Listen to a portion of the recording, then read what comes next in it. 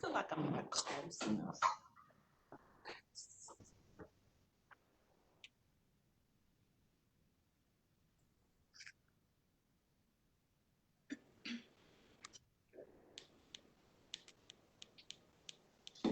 Good morning, everyone. And thank you for joining me this morning to discuss race relations in Baton Rouge and across our country. I also want to thank all of our East Baton Rouge Parish residents for tuning into our roundtable discussion this morning. You know, in the last few months, communities across the country have seen immense challenges. Baton Rouge is among them. And this season of challenges and inevitably change, we cannot shy away from some conversations perhaps that should have taken place a long time ago.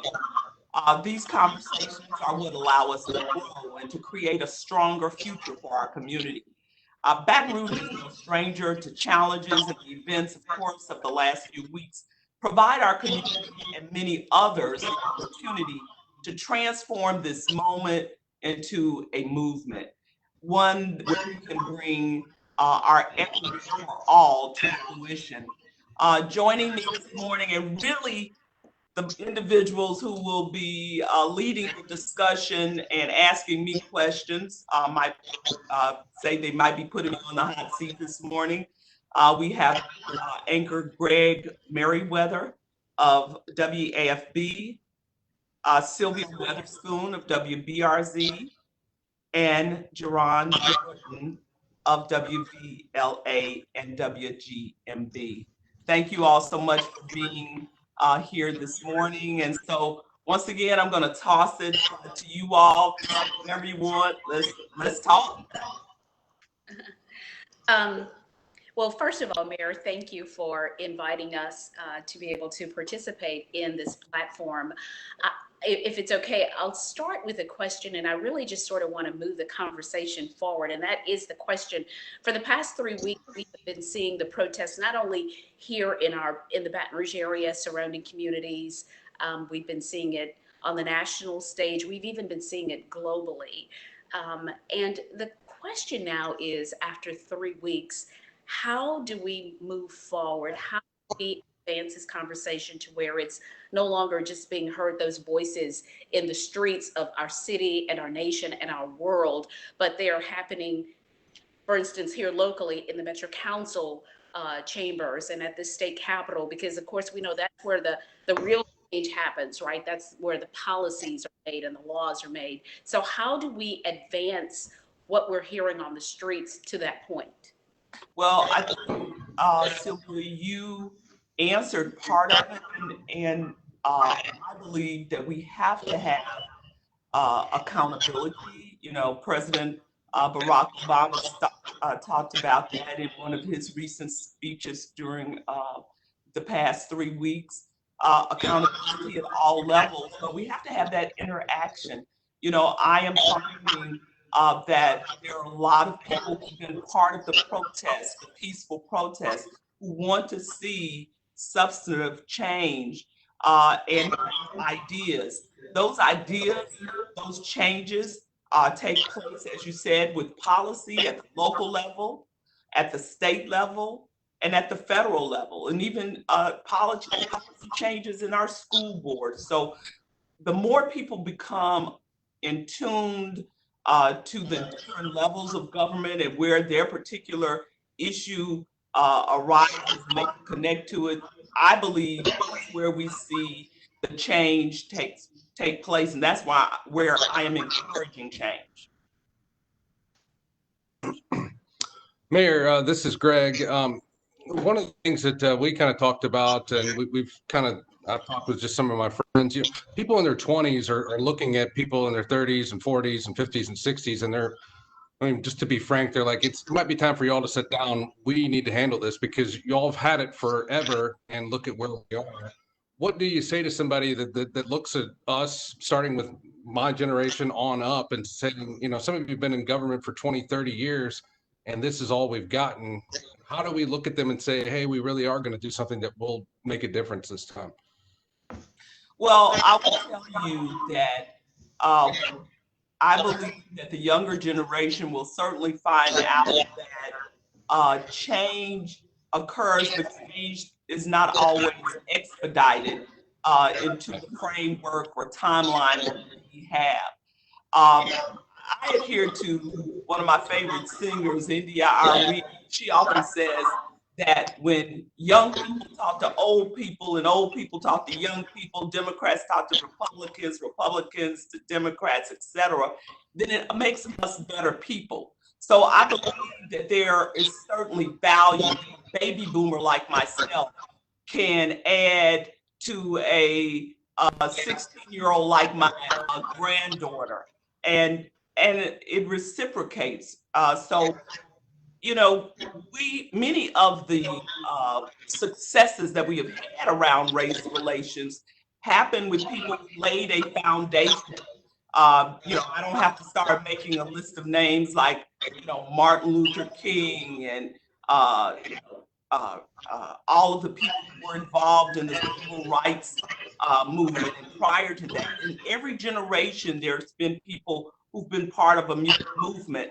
And most of those movements have been intergenerational movements. Some have been led by younger people, but they've been intergenerational. So I say, Greg, that there's a place for all of us united around a shared vision of change. I think this is just one of those unique moments in history where we all have an opportunity, young, old, not so old, everyone, to move the needle as it relates to change taking place with race relations and racism in our community.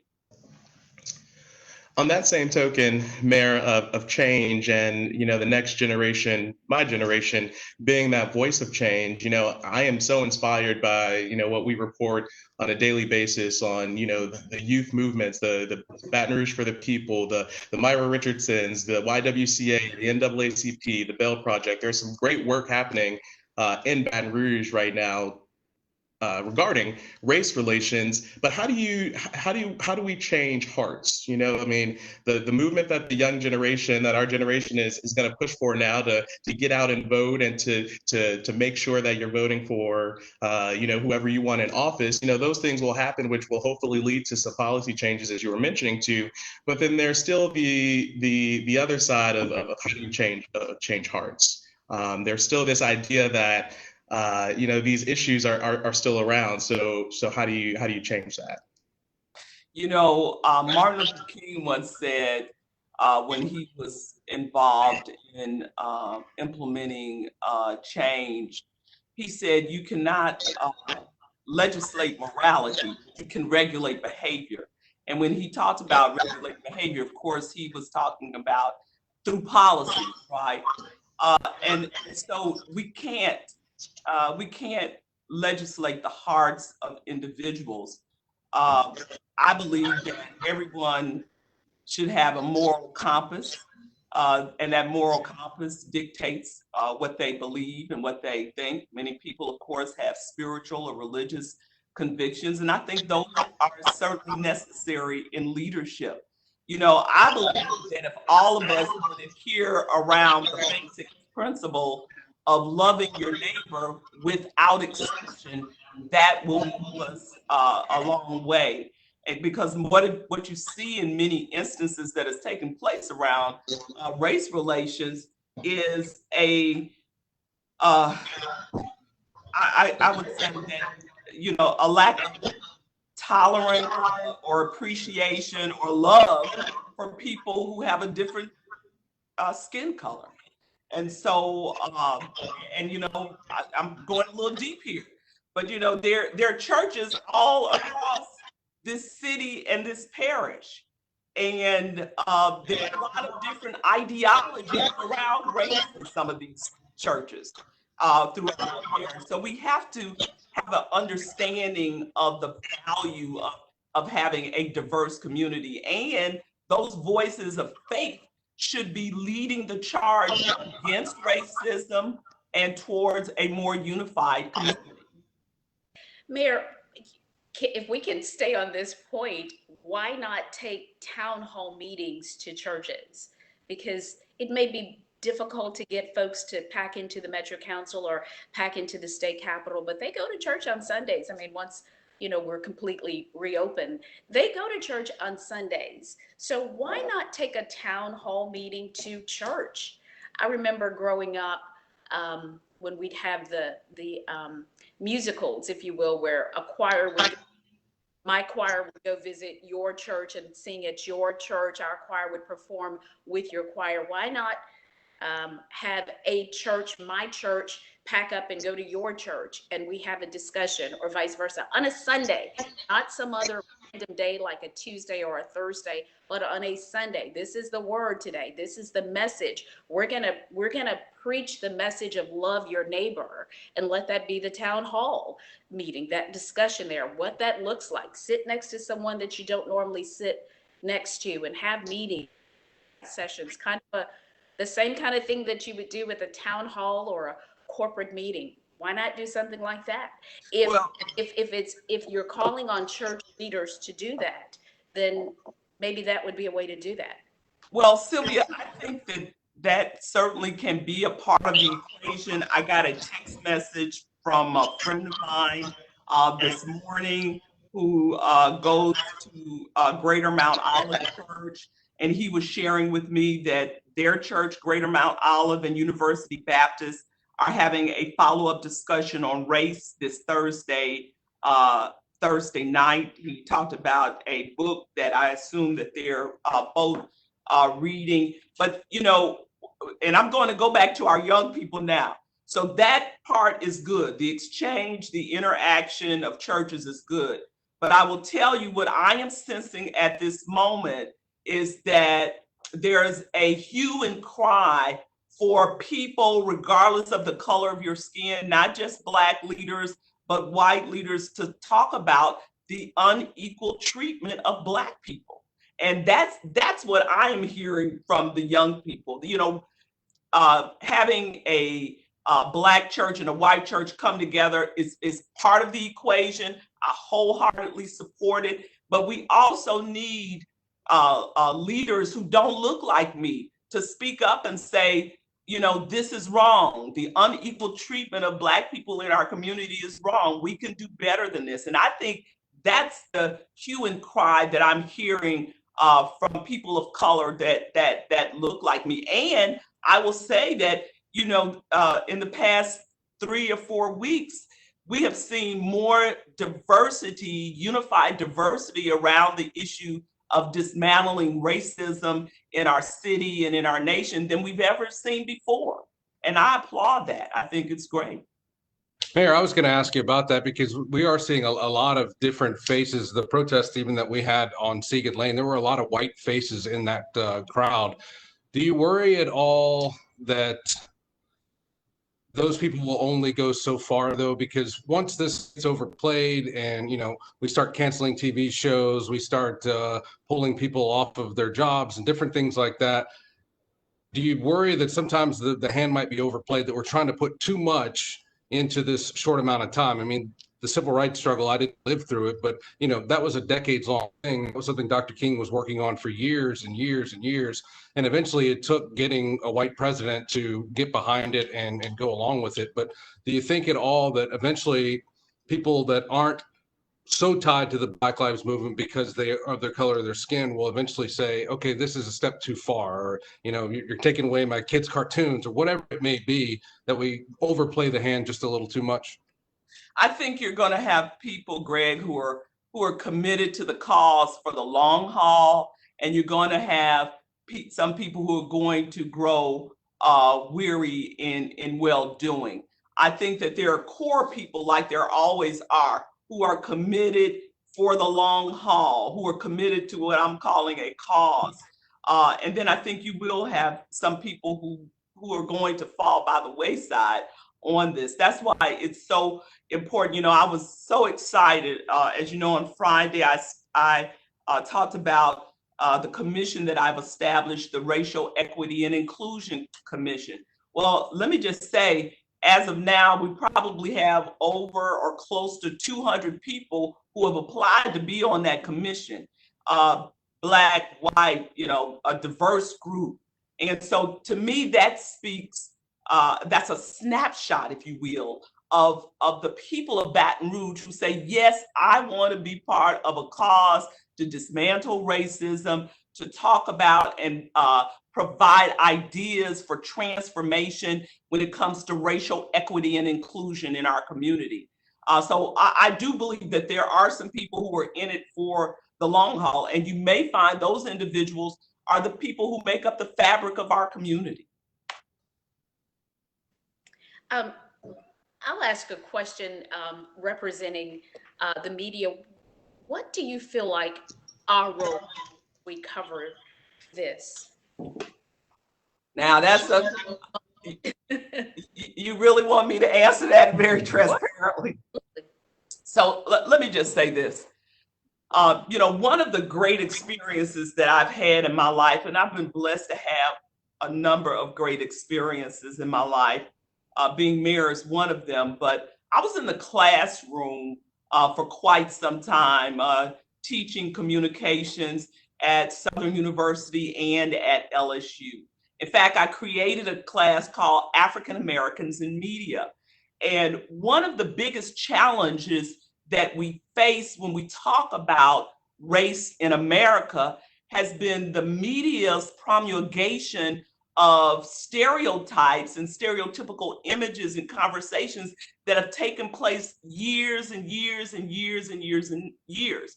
And so then you have people who, and we all know this, who base their truth on what they hear and see on television. Now, you all certainly play a different role as anchors and reporting the news, but so much of what takes place in media is based on stereotypical thought processes or images. And so to the extent that you all as leaders in your own right can bring your voice to the producers, to the news directors in terms of making sure things are not seen through a lens of stereotypes, I think that would certainly be helpful.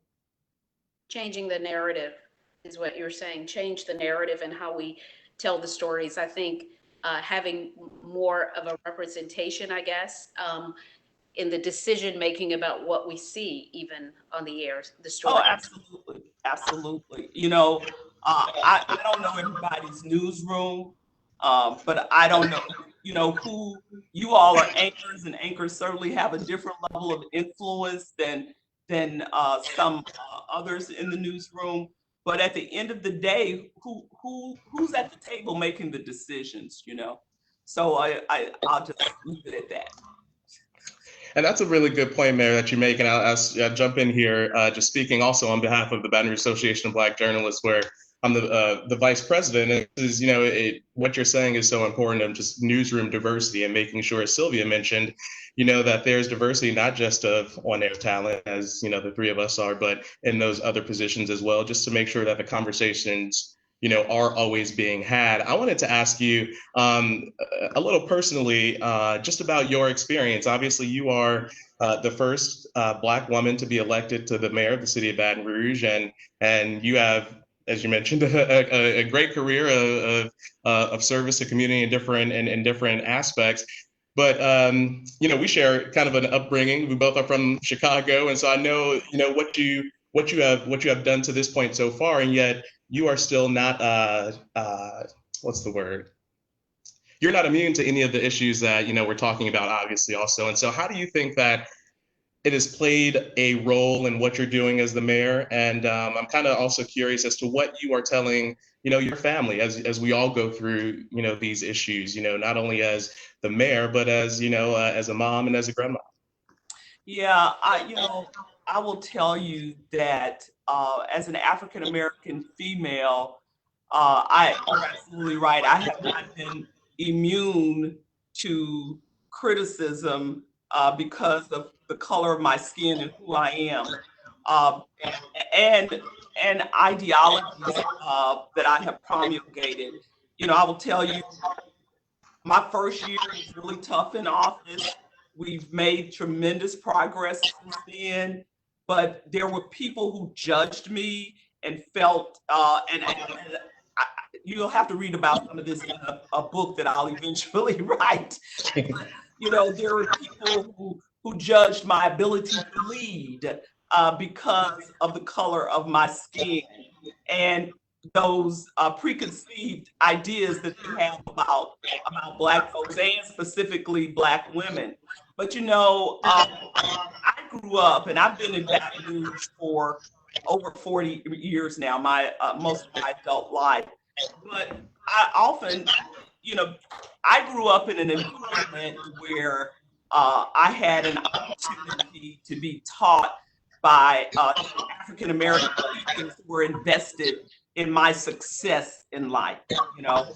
So I never had any thought about me being less than capable to succeed or to do anything just as good, if not better, than anybody else because of the color of my skin. You know, I grew up in an environment where I was able to hear Dr. King speak, and when I was in the third grade, the story of Emmett Till was told to me at Carter Elementary School, and that story was told to me by Emmett Till's mother, Mrs. Mamie Till Mobley, who told our entire third grade about that. So these are things that helped, you know, have shaped and molded me and have enabled me to stand. You know, having a church family always encouraged and developed my leadership. Being able to sit at the feet of people like Gwendolyn Brooks and Haki Matabuki, listen to them recite poetry, and even seeing Dr. King speak, at least on 2 occasions. All of this exposure helped develop me into the leader that I am today. Now, I will tell you this, and I'm probably going much too long. We might have to have a part 2. But my dad grew up in an era not too far removed from slavery. My dad was born in 1903. He's since deceased, but he saw a lot in his lifetime. And so my father and I would always have these conversations eventually about race in America, because he felt very strongly, he felt, you know, he personally felt the impact of racism. And as an educated woman, a Black woman, I totally understood. I tried to get him to see the best in humanity. And that is something that I have carried into my role as a leader. You know, I certainly hold those feelings and understand racism and have been a victim of racist attitudes. But somewhere deep down inside of me, I do believe that there are the humanity of individuals eventually rises to the top of their lives and of their thoughts. So it's a very comprehensive response to your question, but I see potential in Baton Rouge. If I had not seen, you know, I love this. I could have selected somewhere eventually to go somewhere else, but I see the potential. It's no, you know, we have our challenges that have followed us since 1619 as African Americans, but I do see us on the verge right now, as I said earlier, of a movement that could transform our community. So that I probably went all over the place, but those are just some of my sentiments as a woman of color. What are you telling your grandchildren? I know you have a little one especially. What are you telling your grandchildren? There's an image that I've been seeing on TV of this little girl participating in the protests. In fact, I've seen lots of little children participating in many of the protests. There's this one little girl who, she looks to be about 6 or 7. Her face looks like an old soul. And by that, I mean, there is such passion and determination and will and drive in her as she's saying the chants as she walks down the street. She's only 6 or 7, and I'm thinking, what does she know at that age that has her with this passion? So I wonder what you're telling not only your grandchildren, but what is it that we should be telling our children? Greg has a little one. I have to millennials still, but what is it that we're telling the younger ones in elementary school? Yeah, I certainly believe that we have to tell them the truth of what is going on. I looked at a movie the other night, or a show, and the sister asked her sister who had a child, have you had that conversation with him? And I think her son is about 5 or 6 years old. And she had to have a heart-to-heart conversation with her son about racism, because he was being labeled in the first or second grade as being a troublemaker, and he didn't even do anything, but it was because of the color of his skin. And so we have very open and candid conversations around our dinner table with our grandchildren. They have a lot of thoughts about race. We had to dismantle something with one of my grandsons, the middle one, because he was getting this idea at one time that because of the stereotypical images, not only stereotypical images, but the consistent images he saw on television of Black people being associated with things that are wrong, he had questions about that. And so, my granddaughter, who recently participated in one of the peaceful protests, she doesn't know I saw it, but I saw where she had put on one of her social media pages, "My brothers will not be a hashtag." So, I think that our young people are getting the message. And one of the things that I want to do is be a good listener in this process and implement change.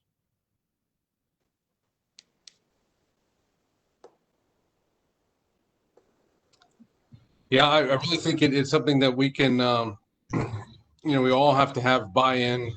We all have to have skin in the game, no pun intended. And the young people, we can learn from them. And I did like what you said earlier, Mayor, that they can learn from us, we can learn from them. And that's all kinds of different generational things. I mean, it's hard to figure out where to go if you don't know where you've been. And so I really do think that listening to some of the older folks and hearing some of their stories, and it also gives you a little bit of encouragement, because like I think about what my parents went through. My dad is Black, my mom is white, and they got together in the 50s.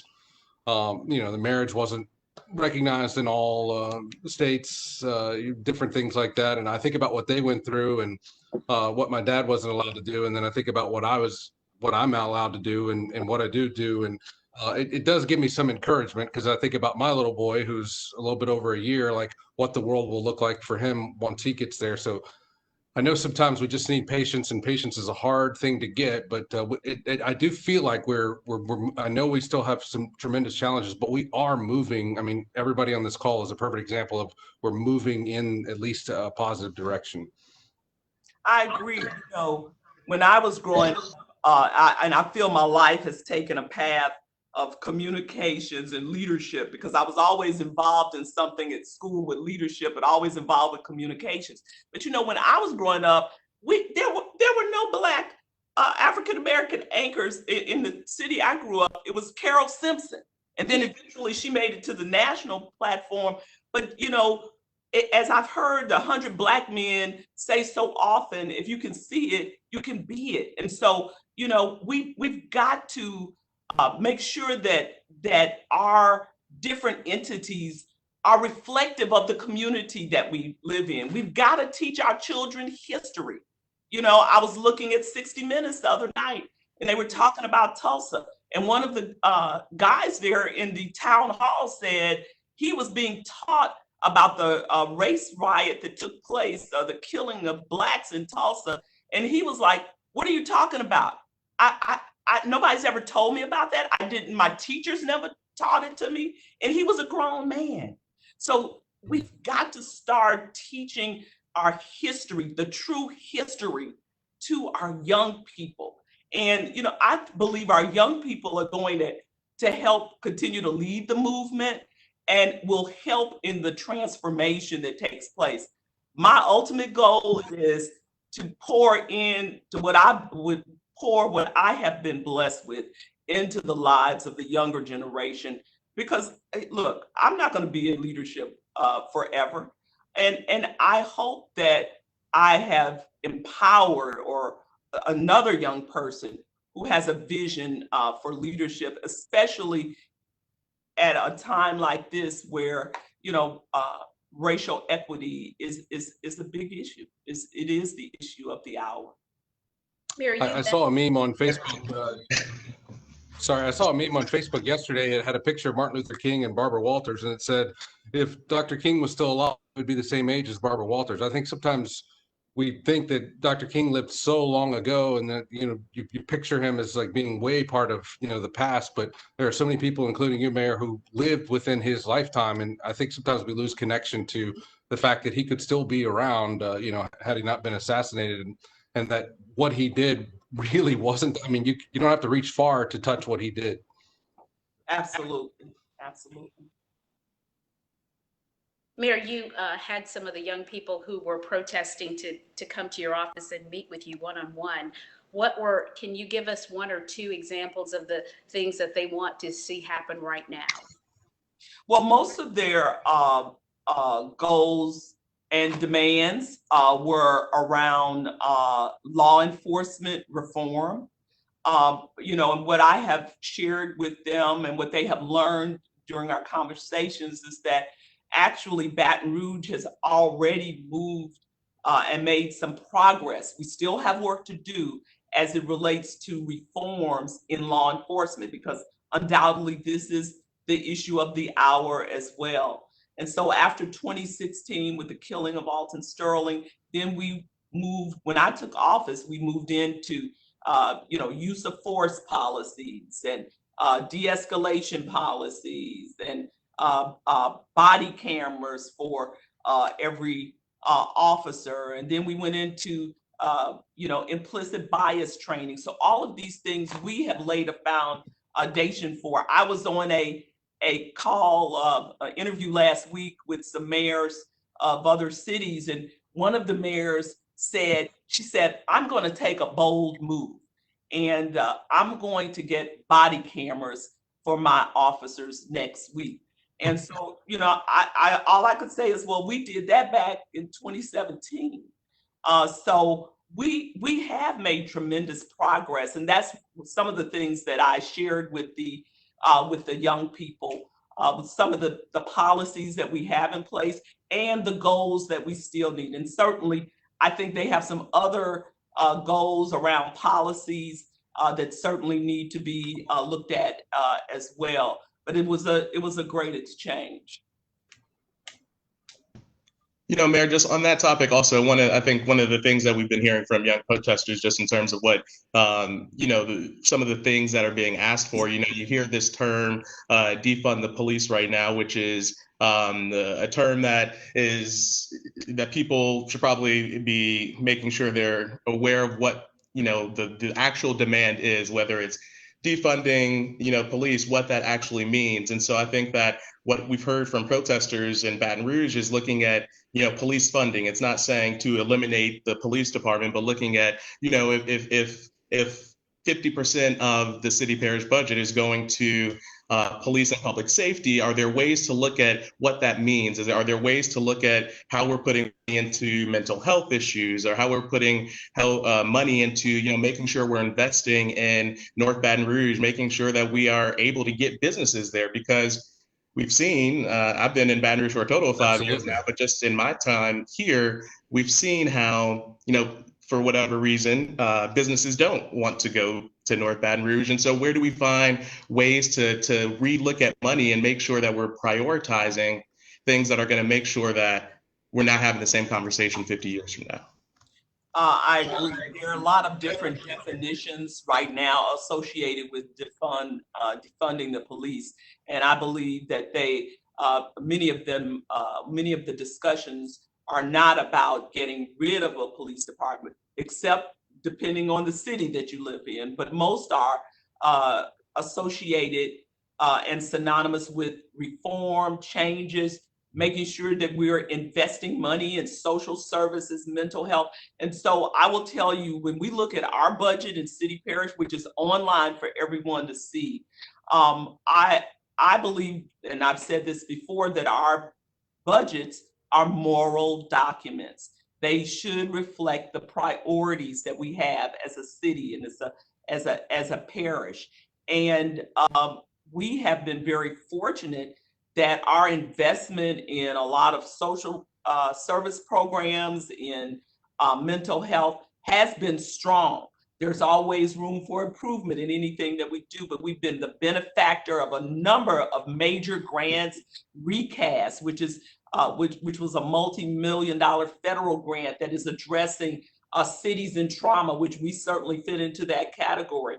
Collective Healing grant, which went to the police department, where they have engaged community-based organizations in that process. And so, we, Black citizens, white citizens, we all want a safe community at the end of the day. But we want to make sure that investment is taking place as it relates to training with our police officers. So we have to look at our budget as a moral document, as the priorities that exist right now and will exist for the future. And that's how we should proceed. And that's how we do proceed. And I will tell you that our budget is online, is transparent for everyone to see where the dollars are going.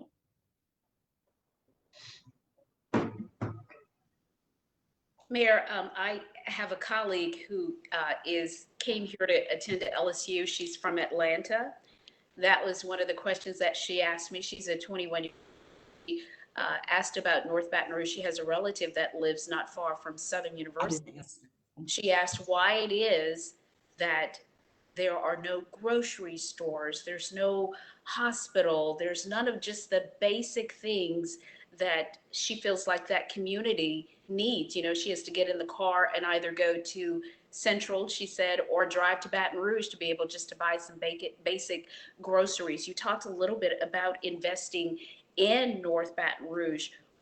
At what point do we see that really happening and you have more of the folks, as she put it, the money people on the south side of town investing in the north part of town, that they actually see it as one community? Mm-hmm. Well, I will tell you that for me, reinvesting in North Baton Rouge has been more than a tagline. It's been a reality.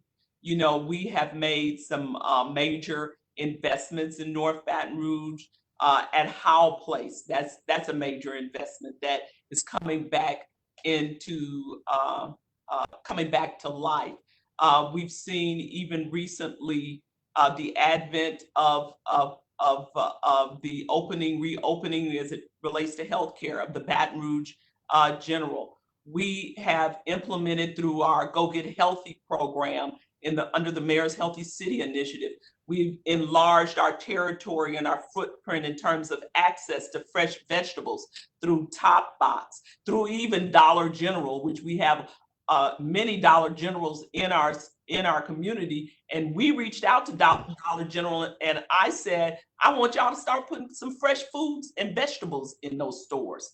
And they responded.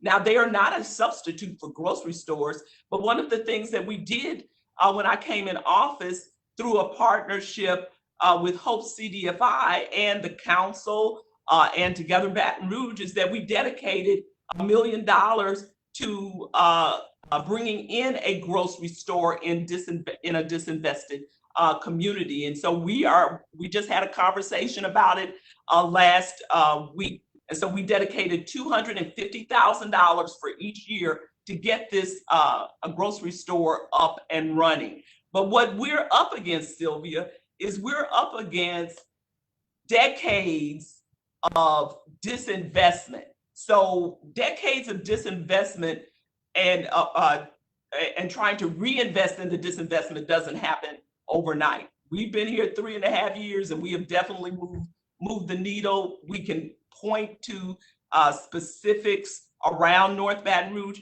We've got the North Baton Rouge Economic Development District.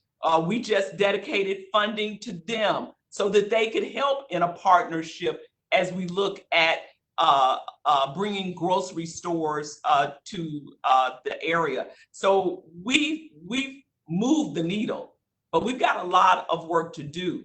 But you said something, Sylvia, that's vitally important, and I think we're seeing this happen, is that we've got to have people, no matter if they live in North Baton Rouge or not, be committed to this entire city and parish. And I sound like a broken record, but I'm gonna say it over and over again. You cannot have part of your city at an A grade and a part of your city at a D grade and not be committed to lifting up the D grade, because it's a win-win for everyone, regardless of the color of your skin or the zip code you live in.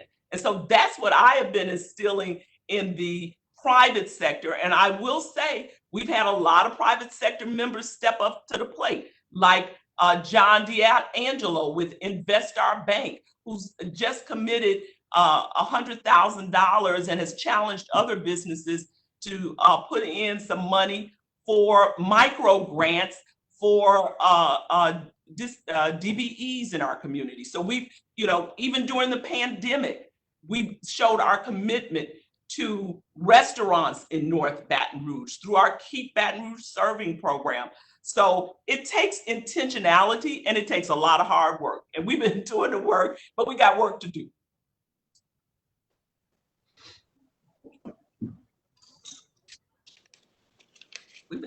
It's been a good conversation. Are we over our time? We can do maybe what, 3 more minutes? Are we doing an hour? Are we doing? We're doing a half. We're doing 45 minutes, I guess. Yeah, I think we passed 30. Yeah. Mayor, I just want to thank you for the opportunity to do this in general. And I know, this kind of started organically, just you reaching out to the three of us, and I certainly appreciate that. I do think it's worth noting that, maybe we'll get some more voices involved in this because as we talked about earlier, we can't just change all of this on our own. And, that will involve some faces that don't look like us and getting them involved in the conversation, because without them, it really will not, nothing will move on this, because you can't do this alone. And that's not just white and black. That's Republican, Democrat, conservative, liberal. We need to bring all the, faces to the table, and diverse. I mean, Baton Rouge is not just black and white. I mean, there's other diversity here. We need all of that as well. So yeah, thank you for the opportunity. I appreciate it. Yeah, thank you. And you're absolutely right. And I don't think it would be difficult to get those other voices to the table. I didn't, but go ahead, Sophie. I'm sorry. I'll just quote a pastor that I heard who said, "Change isn't change until you change. Change isn't change until you change." It's not deep, but it's Very true. I was just going to also thank the mayor for this opportunity, and I wanted to mention this when we were talking about the importance of teaching the young people the history, and really everyone the history. I just I got a shameless plug, a story I did, some resources in Baton Rouge that are helping with this education. I did a story yesterday with the River Road African American Museum in Donaldsonville, and just the history from Donaldsonville that is so important. And the Whitney Museum down in Wallace. There's some great resources around the area for people to really start, if this is a start or a continuation of the journey of education. And I was there yesterday for an hour and was mind blown at some of the things that I didn't know. And so we have some great resources that folks should check out in the area as we continue to have these conversations, for sure, that have already doing this work. Absolutely. Well, I want to thank you all for your participation, and I want to end with one of my favorite quotes, if I may, by Martin Luther King Jr., who said that the ultimate tragedy is not the oppression and cruelty by the bad people, but the silence over that by the good people. Mm-hmm. So thank you all so much. Thank you, Mayor. Appreciate you. Thank you.